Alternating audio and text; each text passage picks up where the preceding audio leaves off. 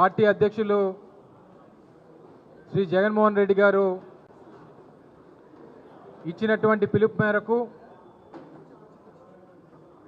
రేపు 27వ తారీఖున రాష్ట్ర వ్యాప్తంగా కూటమి ప్రభుత్వం పెంచినటువంటి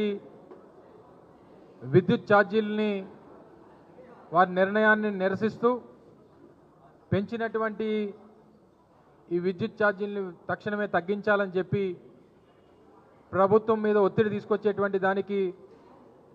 రాష్ట్ర వ్యాప్తంగా ఉన్నటువంటి 175 నియోజకవర్గాల్లో కూడా వైఎస్ఆర్ కాంగ్రెస్ పార్టీ ప్రజల పక్షాన